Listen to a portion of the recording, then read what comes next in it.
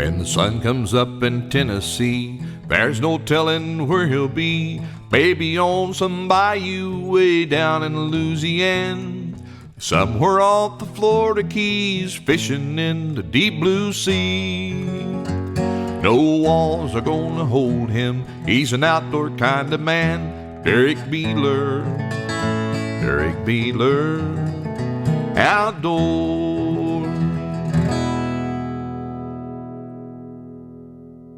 Today on Derrick Beeler Outdoors, we get the privilege to be joined by Josh Graves Jr.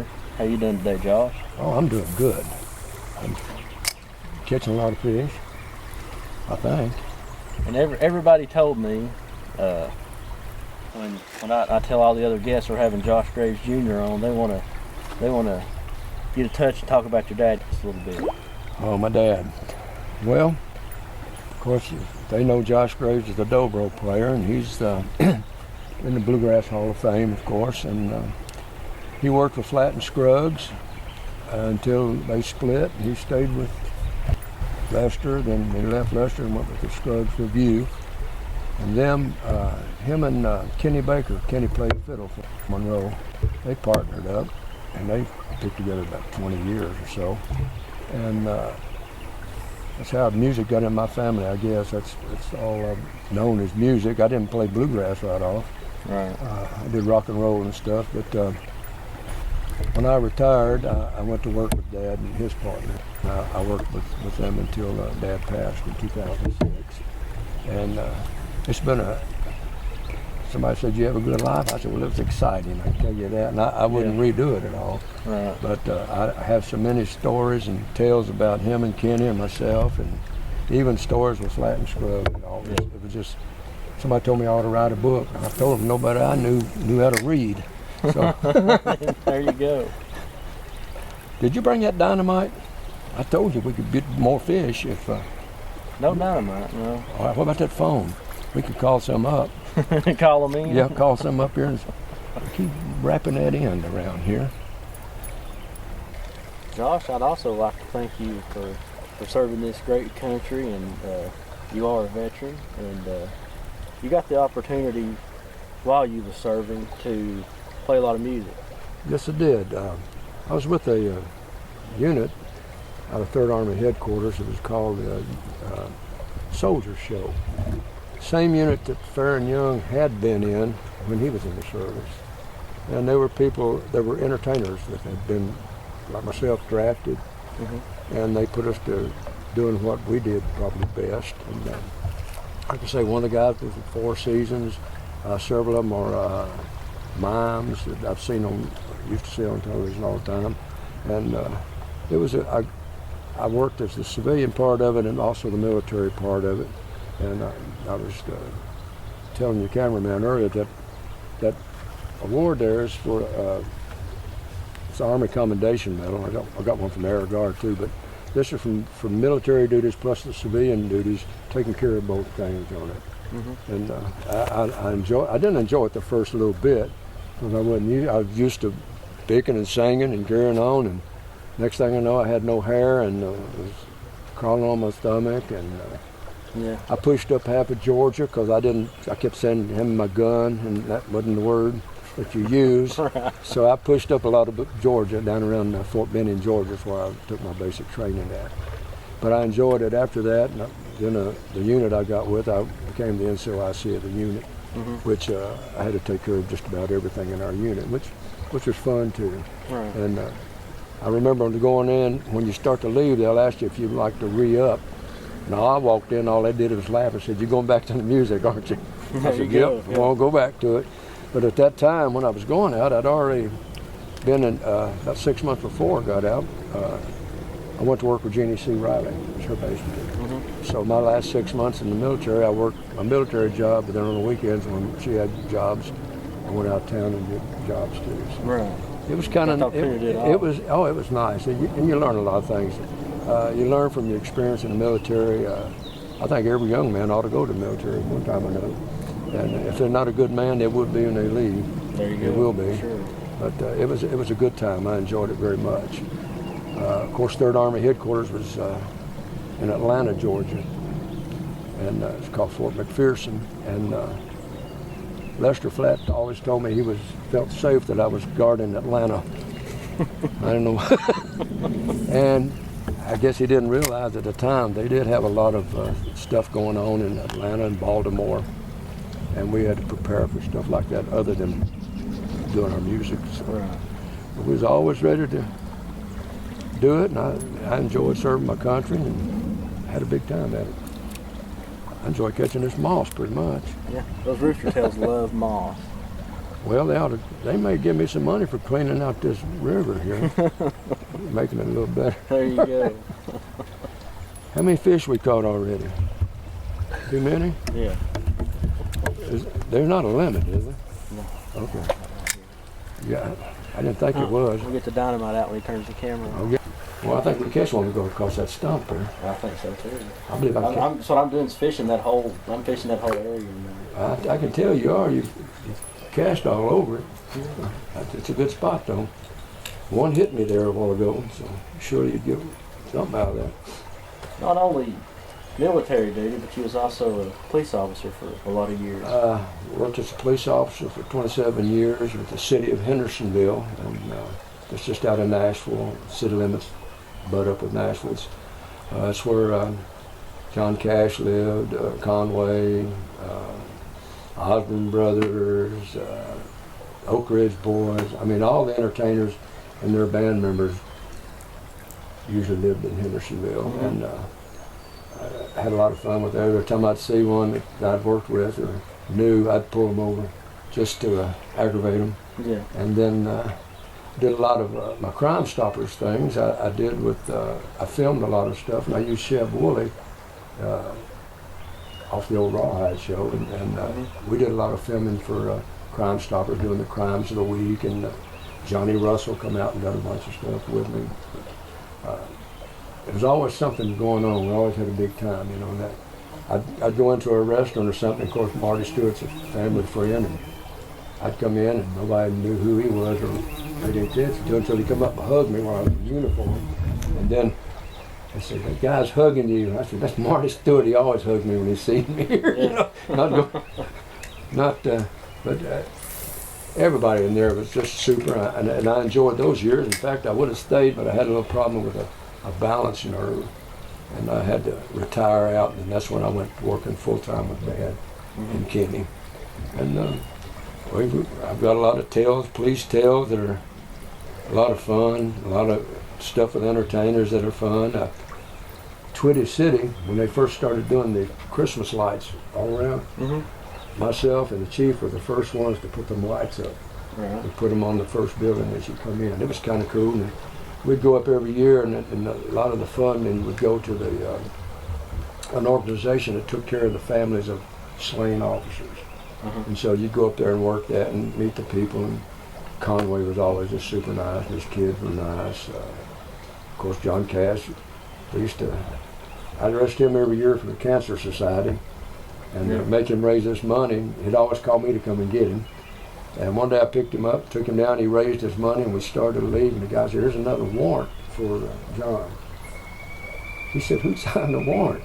Wayland had donated $1,000 if John would stay there some more. Oh, he wasn't real happy about that because it was hot. You know. But we always had a good time doing that. And again, it's a little different than living out of a suitcase traveling on the road, but Right. I enjoyed both. Yeah. You know, pretty much. Sure. Pretty much did. Boy, I wish another hit this. This lure reminds me of one of my fishing times with Dad. Every chance that he got, we'd go fishing. We'd fish at night after he got off the opera, and him take off and go down to Old Hickory Lake and fish and catch catfish and all. But one Sunday morning we went fishing, and he had just bought a lure that it was like $4 or $5 back then, which was a pretty high lure at that time. And I used to cast real well, and he said, "I want you to try this lure, cast it, see what you think." I said, "Okay." So I tied it on because I'd had to put new line on my rod and on. I reared back and I throwed, I got to look and I said, whoa, he said, man, that's a good cast. I was going, wow, I didn't know I cast that good. Then the line hit my finger. I didn't tie my line on, and it took all my line, the lure and everything, and it went about halfway across here, the river here, and hit a stick up or something bottom out there. It never hit the water. He said, I'll never ask you to cast anything of mine again. I said, okay. we fished off a bridge one time. He hung a catfish weighed about 4 pounds. Now he was up on the side of the bridge and I was down in the rocks. And I thought, being a nice guy, I would reach over and grab his line and help him pull it in. So I grabbed it and I start to pull it in, and the line hits on some rocks and breaks, cuts it. I just let loose of it. He didn't say nothing there for a minute. I said, whoops. He said, don't ever touch my line. Don't ever touch my pole. Don't ever mess with anything of mine while we're fishing. I said, well, okay, I'm sorry. But all the goofy stuff happened like that to me, you know. I mean, he'd take me out there and back then you could burn a tire or something, you know, a knife you wanted to fish. And we did that. Took him fishing one time. It's so cold, I wouldn't give up, and he wouldn't either. Took him on my boat. Over Hickory Lake, the lures wouldn't even hit past the ice. But we went out and I cranked that old boat up. We was cooking. He said, son, pull this over. I'm going to build a fire. I'm freezing to death. I said, it's against the law to do that. He said, I'll pay the fine. Just pull over here and let me warm up. I said, okay. But I would always do stuff like that to him while we were fishing and things like that. Hunting. I remember hunting with him years ago, and he said, I heard him shoot. I said, you get a squirrel? He said, shot an owl, I think. I said, that's against the law. He said, I missed him. I said, well, okay. But everybody loved Dad, his partner, and just the way he was. And I try to keep that same image, except it's now made you mad because I crossed your line. It's all right. With people, I don't treat anybody differently than I do anybody else. Right. I'm not a big eye, little view people person, you know. I enjoy everybody, and everybody's got their own stories and things like that. We definitely appreciate you coming down with us. Oh, I today. enjoy this. I'm looking forward to it for a while. I enjoy this. I'm sorry I've missed the last couple. I was supposed to have been here, but maybe we can make up for it this time. I'll catch two more fish for you, and there you go. We'll have something to fish, some fish to eat this evening. Folks, y'all believe it, I'm lying. I ain't caught a fish yet. Josh? Yes, sir. Let's talk a little bit about your beginning. Start from the beginning of how it all. We know your military music history. Well, let's go after military. Well, let's go before military. Let's go before military. Actually, I had a little rock and roll band when I was in high school, and I didn't do much bluegrass, but music was in our family from my birth. After I got out of high school, I went to work with a group called Ron and the Daytonas. We had a song called Little GTO.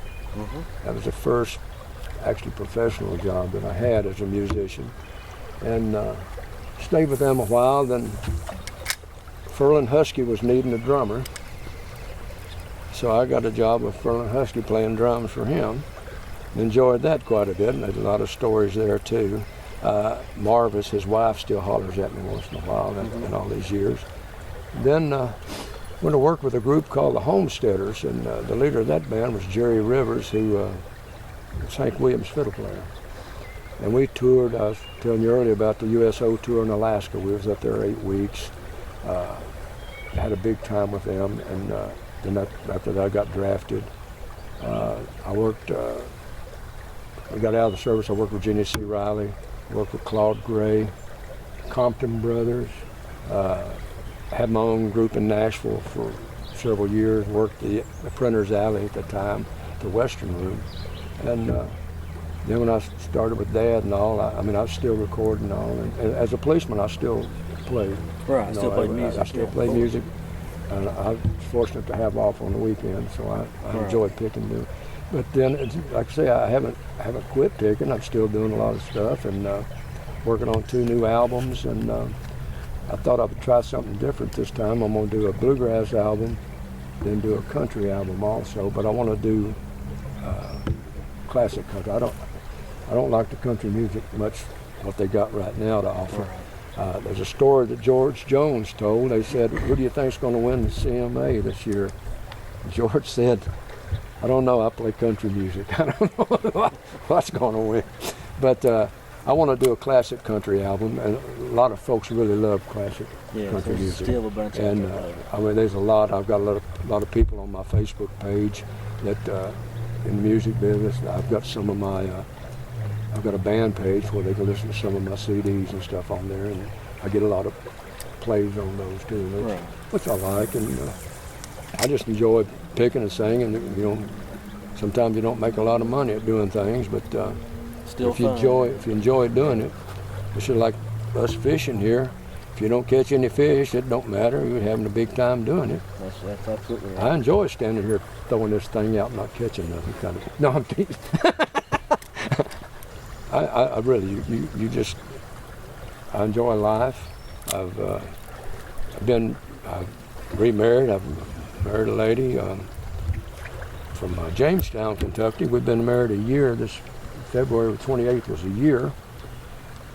I'm still in training, and I'll tell you what, I thought I'd finished all that training until you get married again, and there's some more. I just let you know that. It's never, I talked to a man yesterday, he said he'd been in training 40 years, so I guess that means that I'm in it for a while. Could very well be. Yep. And I work up in some now in Lebanon, Kentucky, with a group. On Saturday nights, I go by and pick with them. It's each of the guys in the band are professional musicians. It's picked with Dottie West, Tim McGraw, and everybody else, and just a bunch of old pickers that pick, and we have a big time doing it on Saturday nights in Lebanon, Kentucky, at the 68 Jamboree. 68 Jamboree. Yeah, I'll show you a picture after a while when I look like that first night I work. And it's an all-day thing. Actually, we go in, shows at 7 o'clock. We have to be there at 3 to rehearse our numbers. Each of the band does 2 or 3 numbers. Then the artists come in and we rehearse with them all their numbers. So it's a perfect show. Well, it's perfect till I miss something, and that's all right too. I try not to stay in tune. That way it sounds like there's more of me over there when I play. Yeah. Exactly. Somebody asked me if I'm in tune. I was like, yeah. Just make them wonder if I am or not, or if they're out of tune. That's what you do it. But I enjoy everything. I enjoy picking. I'm singing almost as much as I enjoy eating. There you go. You're going to pick one for us here in a little bit. Yeah, I think we're going to go over to the front porch and do a number or two, or what we need to do. And that's a nice place over there. I enjoyed that quite a bit. All that stuff didn't look like antiques to me, though, 'cause that's stuff I used to have, I think. If I'm that old, I don't know. But I did. They got a lot of nice stuff in there. Yeah. And next door, too, I saw a lot of dresses. That woman asked me if I needed one. I said, not unless my wife finds one in the car, I won't need one. If she finds one in the car, I'll need one of them, I reckon. I didn't know it was deer. Are we going deer hunt too? No, not Why do today. you wear such a big? That's why we ain't catching no fish. They see that big old shirt.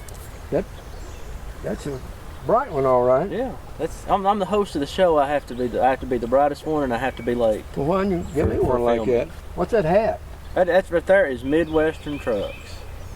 MidwesternTrucks.com. Check that out because there's some really cool trucks on there. Jacked up, Well, big wheels, that's your sponsor? big tires. That is one of our sponsors. Well, they best be getting me a hat. We'll get you a hat. We'll have you a hat by the time you're on the front porch. All right, let's head over to the front porch, okay? Let's do that. Let's do that. Come on, let's.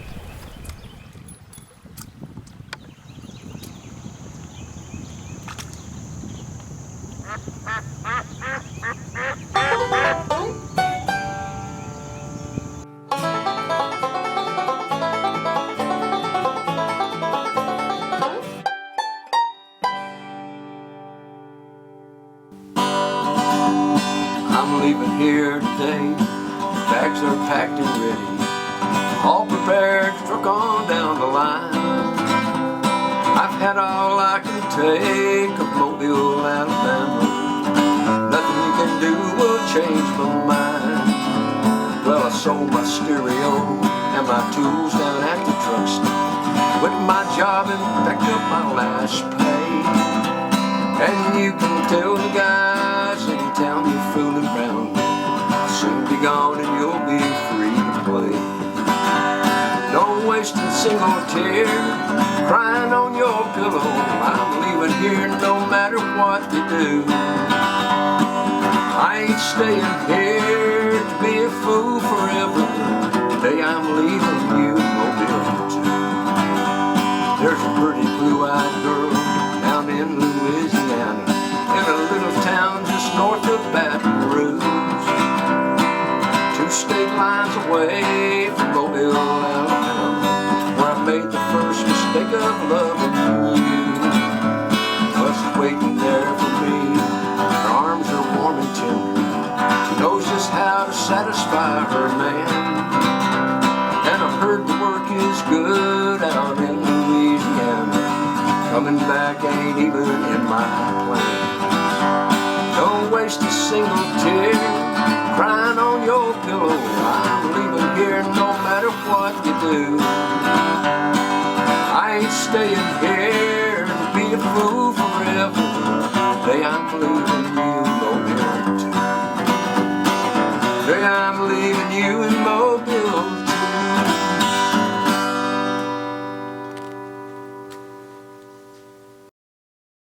Josh Graves Jr., it was great having you. Had a good time with you today. Enjoyed it. Enjoyed the fishing and the singing. And tell me about your sponsors. You got some sponsors for this show. We got some wonderful sponsors. MidwesternTrucks.com. Definitely have to check those guys out. Got the jacked up trucks. Got trucks on there for sale. You can throw a picture of your truck on MidwesternTrucks.com. Definitely check those guys out. And if you're ever in Clinton, Tennessee, and you're driving up 61, this right here is the place to stop, the Old Peddler's Shops. And the front porch. Definitely. You got to come by and see the front porch. Front porch. How about you? What's some of your endorsements? I don't have no spot. No, I've got a John Pierce string endorsement and also an endorsement from Gold Tone Instruments. They have banjos and mandolins and things like that. So, if folks need something like that, look them up. Look me up on their Bluegrass page or John Pierce's Bluegrass page. Where can people connect with you on the worldwide internet? You can go to I'm on Facebook at Josh Graves Jr. or just Josh Graves, and it'll show you where my Josh Graves Jr. page is, and say hello. I don't get on there a whole lot. I play games quite. No, I do look at my stuff quite a bit, so I've got a lot of friends. But I thank you for having me out with your show. I appreciate it. Great song. Thank you. Come back soon. I will. Thank you.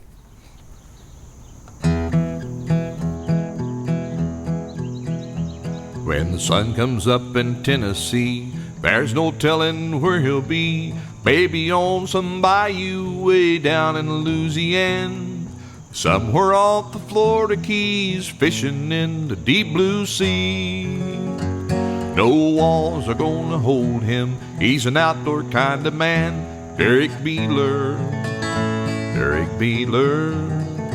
outdoor.